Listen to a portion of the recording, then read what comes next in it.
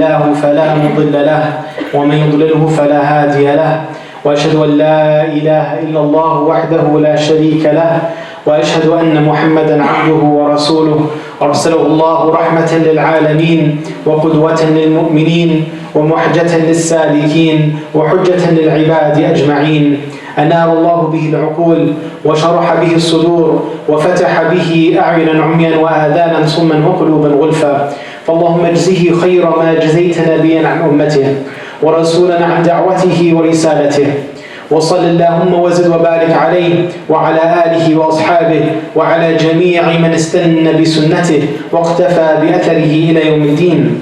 أما بعد فأوصيكم ونفسي بتقوى الله تعالى فإنه من يتق الله يجعل له مخرجا ويرزقه من حيث لا يحتسب. All praise is due to Allah alone. In Him we seek aid and assistance, and to Him we turn both in repentance and for forgiveness. Truly He whom Allah subhanahu wa ta'ala guides, none can mislead, and He whom Allah leaves to go astray, there is none who can guide. And I bear witness that there is nothing worthy of worship save Allah alone, and that Muhammad sallallahu alayhi wa sallam is both His servant and His messenger. The Prophet sallallahu alayhi wa sallam said, "Utit jawami' al-kalim," that I have been given the eloquence of words. That the Prophet sallallahu alayhi wa sallam could deliver great meaning in a short amount of words. And because of this, the Prophet ﷺ would teach us a lot from his dua. And, when you analyze the dua of a person, you can understand things about them. Somebody is making dua for wealth, you might assume this person is afflicted with poverty. If they're making dua for health, you might assume the person is afflicted with issues in their health and sicknesses and diseases and whatnot.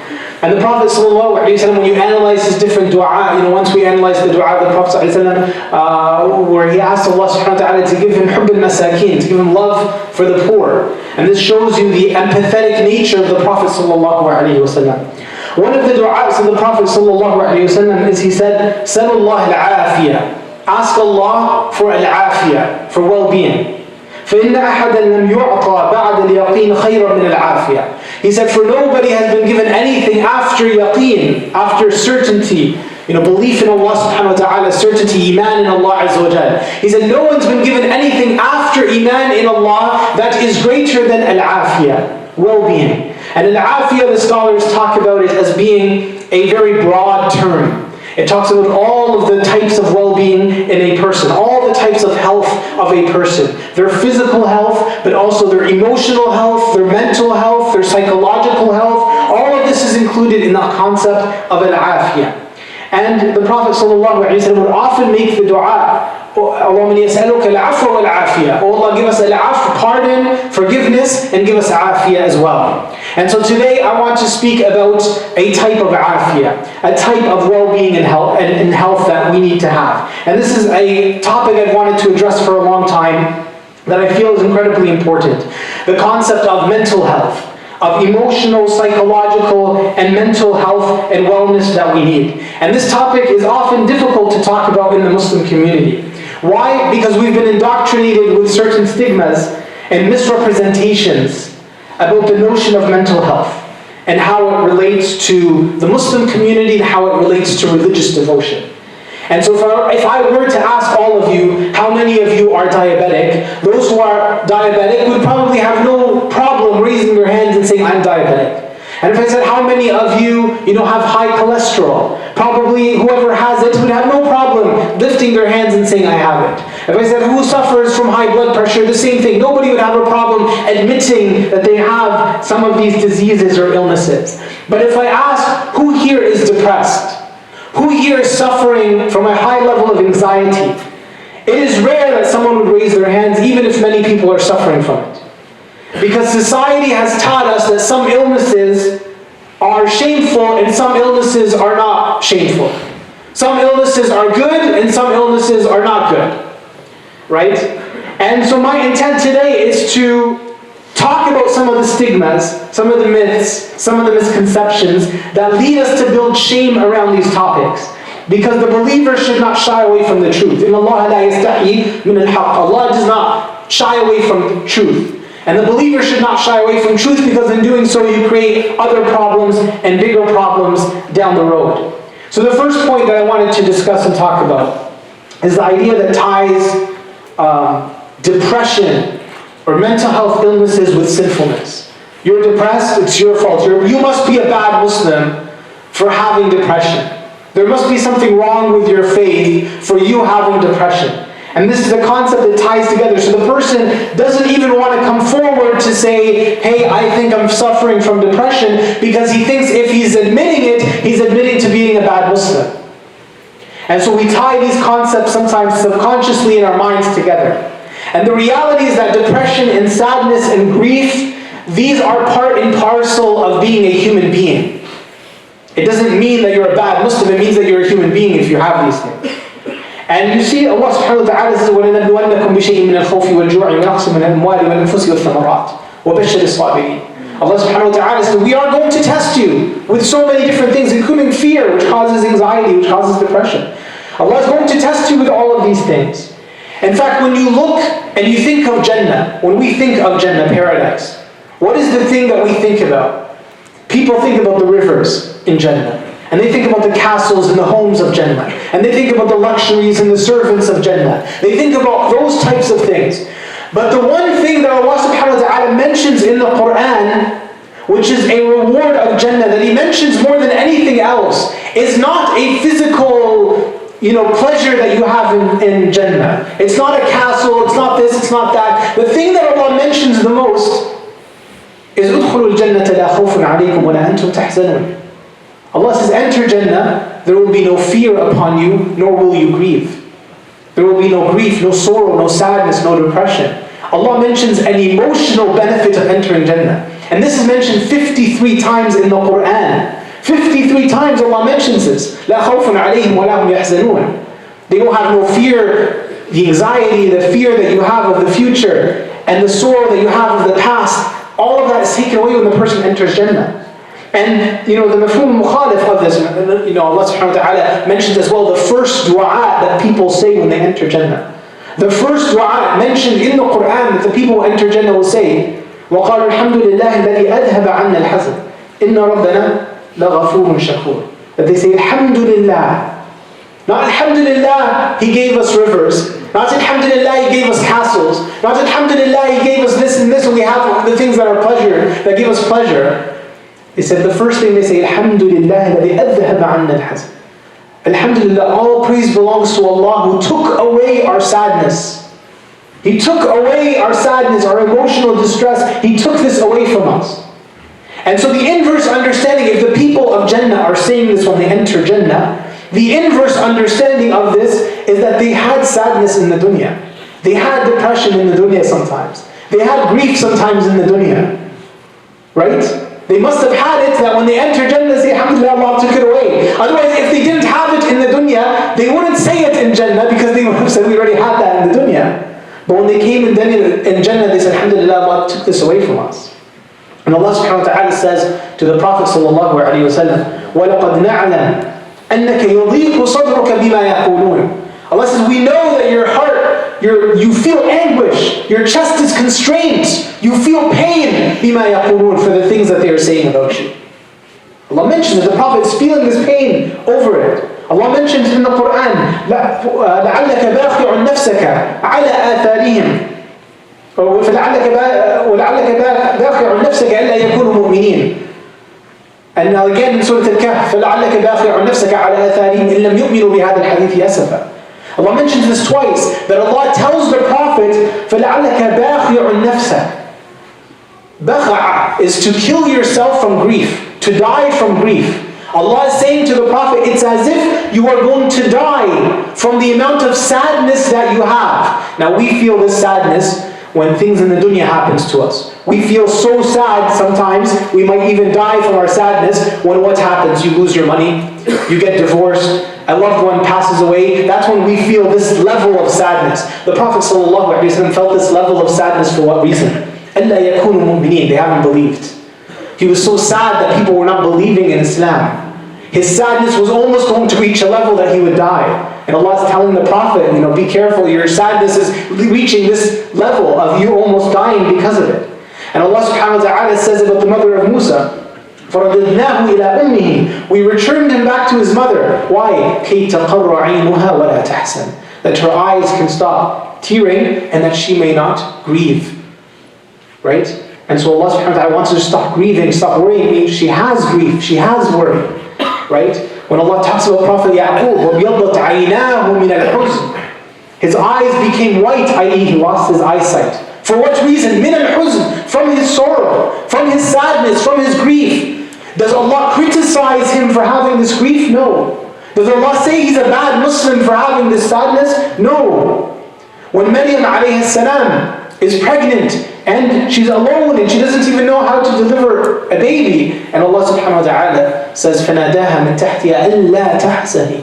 Allah sends a voice that she hears from beneath her that tells her, do not grieve. Do not be full of sorrow. Do not be sad. Do not get depressed. Allah is not blaming her. Allah is comforting her and telling her, don't grieve. Allah will take care of you. قَدْ جَعَلَ رَبُّكِ تَحْتِكِ سَرِيًّا. Allah has sent you a river. Allah will take care of your issues. Will take care of what you need.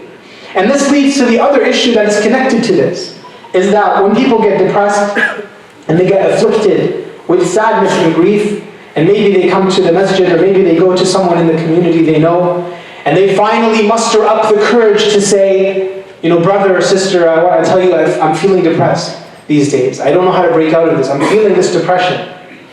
And the response that they get sometimes is, well, then you need to pray more.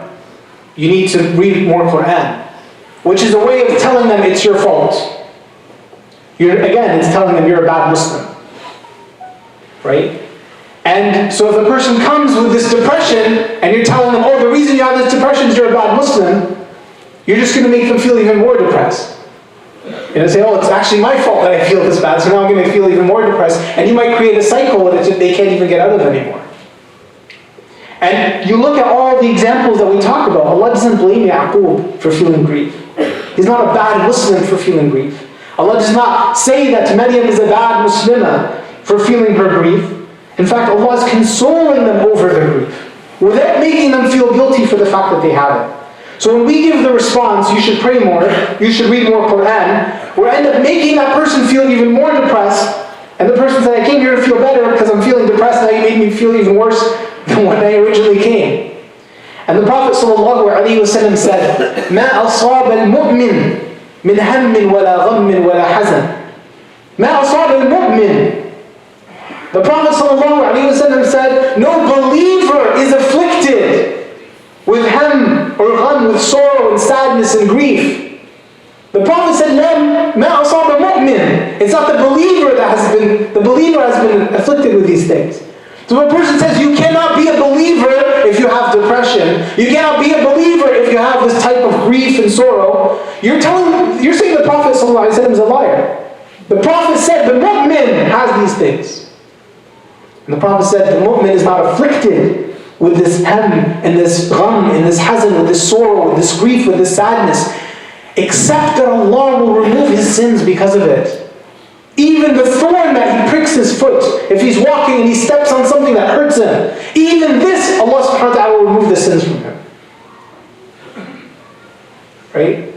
And the Prophet ﷺ, from his dua, he used to say, Allahumma inni a'udhu bika min al-hammi wal-hazan. Oh Allah, I seek refuge in you from al-ham and al-hazan, and al-ajz and al-kasal, incapacity and laziness, and al-bukh and al-jub, miserliness and cowardice, and the overburden of debt and being overpowered by other men. And this is an interesting dua of the Prophet ﷺ. I seek refuge in you from ham and hazan. Ham is what? Is future stress, anxiety. Ham is, when am I going to get married? How am I going to buy a house? Ham is, what's going to happen to my children? You're thinking of the future, and you're worrying about the future, and you're stressed about the future. And hazan is about the past. Hazan is, why didn't I take that job?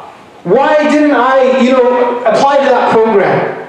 Why didn't I become a doctor? Why didn't I become a lawyer? Why didn't I do this? Why didn't I do that? And you think about the things that missed you in the past, or that you missed out on. That's hazan. So the Prophet is saying, oh Allah, I seek refuge in you from these two things. From future anxiety related to the future, and sorrow related to the past. And from al-ajz wal-kasal. Al-ajz is incapacity, unable to do something. And you can be physically unable to do something. I have a problem, I need to hire a lawyer, I'm physically not capable of paying a lawyer. right? I'm physically incapable, but it can also be mentally incapable. You have the ability to pick up the phone and deal with your problem. For some reason, mentally, you're holding yourself back. And kasal is part of that as well, laziness. Like you're just procrastinating away your solutions in your life. And then he says, وَالْبُخْلِ وَالْجُبْنِ, and cowardice and stinginess. And وَضَلَعَ الدَّيْنِ وَقَهْرِ الرِّجَالِ وَغَلَبَةِ الرِّجَالِ, and debt and being overpowered by men. This dua is about debt. This dua is about debt. SubhanAllah. And yet the Prophet ﷺ begins it by talking about ham and hazan, by talking about stress, by talking about grief, by talking about sorrow, because these things are related. غَلَبَةِ الرِّجَالِ, that people are overpowering you, because when you're in debt, you're always stressed out. When you're in debt, you're always stressed out. I have to pay this guy. So it's like you're the slave, he's the master. I gotta pay him back. You're always thinking, I need to pay this guy back, I need to pay this guy back. It's always top of mind for you, right? And so you're stressed. What happens when you become stressed? You have grief and sorrow, anxiety. And then when you have grief and sorrow and anxiety, what happens? You start making decisions different than what you would normally make.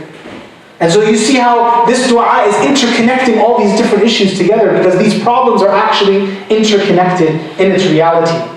The other myth that we wanted to talk about is that somebody has depression, and maybe you open up to their mother or to their father or to their spouse and they tell them this, and the answer is, it's not a big deal. Get over it. You're depressed, just suck it up. What's the problem? Right? Now I want you to think about the example of Prophet Yaqub that we talked about.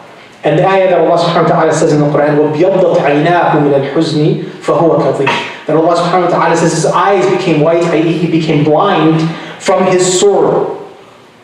Can you go to a doctor and ask a doctor, can somebody become blind from an emotion? Yaqub lost his eyesight for what reason? He was sad. Allah tells you, مِنَ الْحُزْنِ, because he was sad, he lost his eyesight. Go to a doctor, ask a doctor, can someone lose their eyesight because of their emotions?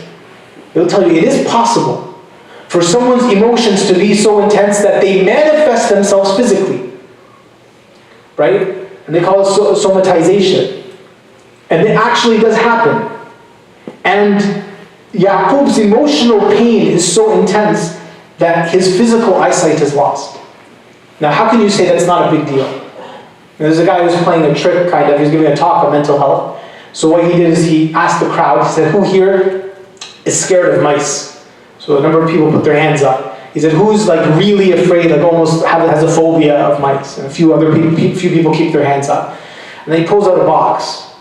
Everybody's like, oh my God, what's this guy doing? And he walks up to one of the people who said that they're really afraid of mice, and he puts the box right in front of them. And the guy's starting to sweat, and he's almost shaking, and he opens the box, and it's empty. He said, I told you, imagine if I had a mouse. I didn't tell you I actually have a mouse when he opened the box. But the point is what? Didn't you start sweating? Didn't you start shaking? Yes. How many people your stomach hurts when you're thinking about a problem? Right? You can actually create physical, how many people get ulcers because of stress? You can have physical problems because of emotional stresses, because of mental health problems as well that a person might have. And what's really interesting about this verse as well, Allah subhanahu wa ta'ala ends it, فَهُوَ كَظِيمٌ. So he is suppressing, i.e. Yaqub alayhi salam is swallowing his sorrow. Why? Who is Yaqub going to talk to? His sons? He already suspects his sons are the reason that Yusuf was taken away from him. So he's going to complain to his sons, he's not going to complain to them. So he swallows his sorrow, right? Which, by the way, is an indication telling you that the sorrow that Yaqub faced is more intense because of what? He's unable to talk to anybody about it. Which shows you that sometimes therapy, talking to other people, relieves you. How many times you tell someone about your problem, all of a sudden you feel better. Your problem didn't change, but you feel better. Why? Because you spoke to someone about it, right? And Allah is saying Yaqub didn't even have the option of speaking to anyone about it. And for that reason, his sorrow becomes even more intensified.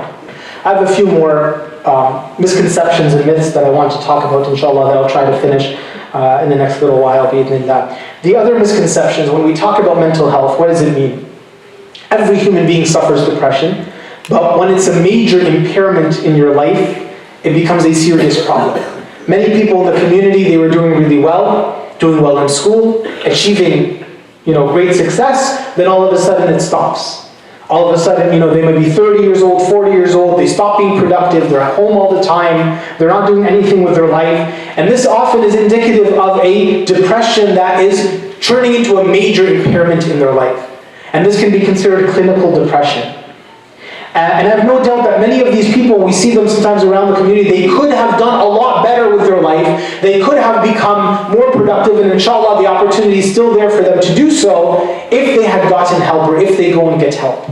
If they get some help, that they can overcome some of these anxieties they might have, some of the depression that they might be suffering from. And sometimes these things get related to severe anxiety, or they get related to addictions that people have.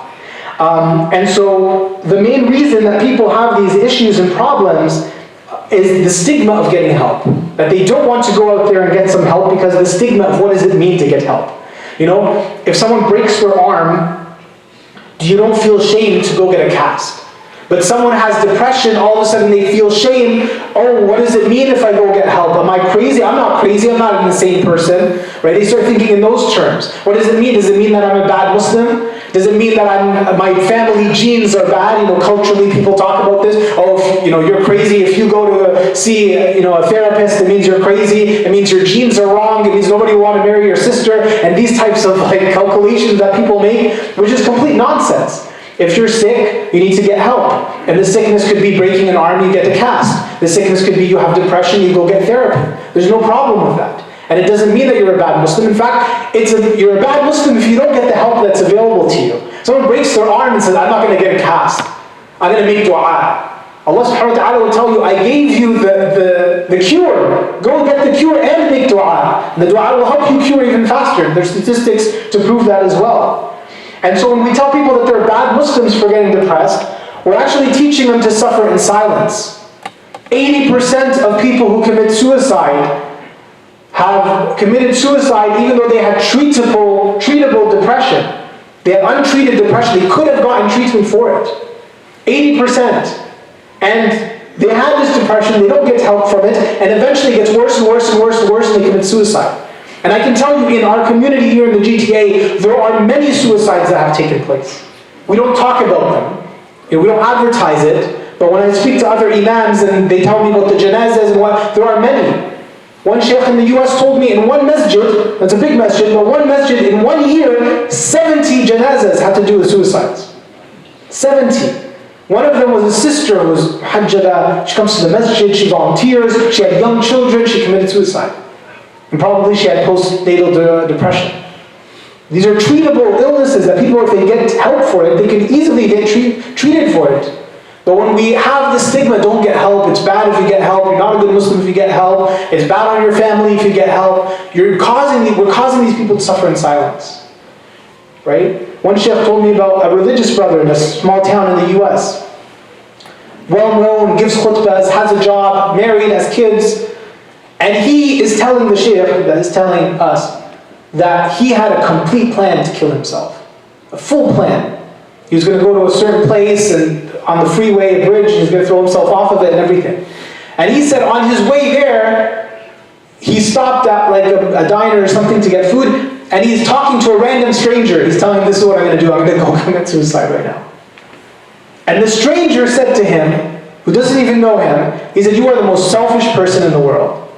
He said, you have all these people who love you, all these people who rely on you and love you, and you're just going to go kill yourself and you're going to scar them for the rest of their life?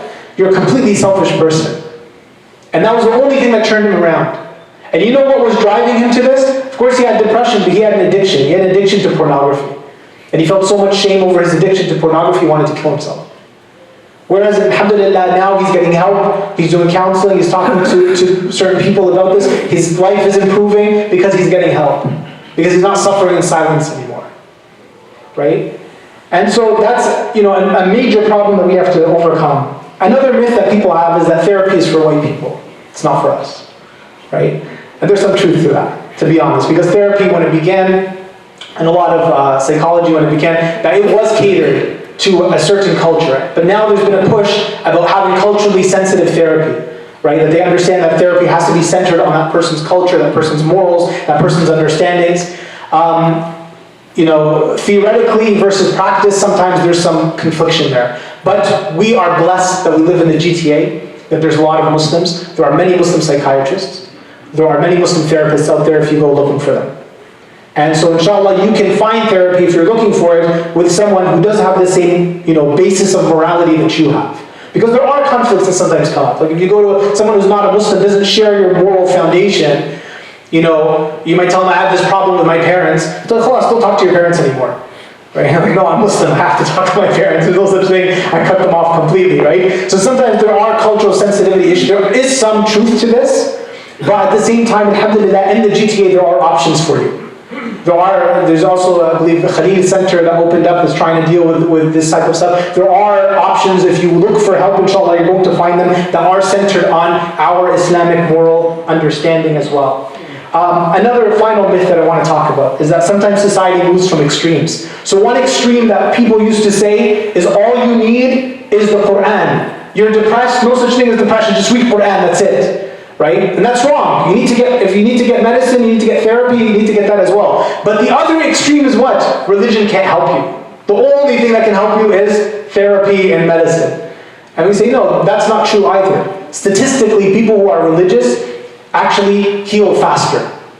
And so the reality is a combination. Just like we said, if you're sick, you get medicine and you make dua. You get the medicine and you recite Quran. You do both of them. And the Quran is a great healing source for everyone. So you get the medicine, if you need therapy, you get therapy. If you need more than therapy, you need to get medication, you get your medication, and you make dua, and you pray, and you do this. Allah subhanahu wa ta'ala, look at, shaqawa is mentioned in the Quran a few times. Shaqawa is like extreme sadness. So Allah subhanahu wa ta'ala mentions it on the tongue of Zakaria alayhi salam. When he says, وَلَمْ أَكُمْ بِدُعَائِكَ رَبِّي شَقِيًّا. He says, oh Allah, I never have shaqwa, I never have this extreme sadness when I make dua to you. I make dua because it removes sadness from us. Another time that is mentioned in the Quran, when Allah talks about helping other people, particularly helping your parents. When Prophet Isa alayhi salam says, he speaks as a baby and he says, وَبَرًّا بِوَالِدَتِي وَلَمْ يَجْعَلْنِي جَبَّارًا شَقِيًّا. Allah has made me dutiful to my mother, pious to my mother, and therefore He has also made me not jabbar, tyrannical, and shaqiyya, full of sadness, full of this shaqawa, this bitter sadness. And so it's removed by helping other people. نَفْسَ عَنْ مُؤْمِنٍ كُرْبٍ كُرْبِ الدُّنْيَا نَفَسَ اللَّهُ عَنْهُ كُرْبٍ كُرْبِ الْآخِرَةِ. And until the rest of the hadith, whoever helps another believer with one of their difficulties, Allah will help them with their difficulties on the Day of Judgment, etc. So helping other people will relieve some of this as well. And finally, Allah mentions worshipping Allah, reciting Quran. مَا أَنزَلْنَا عَلَيْكَ الْقُرْآنَ لِتَشْقَى. Allah says, we did not send the Quran upon you that you may have this shaqawa, that you may have this sadness. I.e., when you read the Quran, it relieves you of sadness. When you do dhikr of Allah, it relieves you of this sadness and this difficulty as well. And of course, there's much more that can be said in this regard. Our belief in qadar removes some of this sadness. لِكَيْ لَا تَحْزَنُوا عَلَى مَا فَاتَكُمْ. That you may not grieve over what has passed you. Right? You're remembering Allah subhanahu wa ta'ala, who Allah azza wa jalla is, something that saves you from a lot of these difficulties as well. And so we ask Allah subhanahu wa ta'ala to grant all of us health and to help those of us who are afflicted.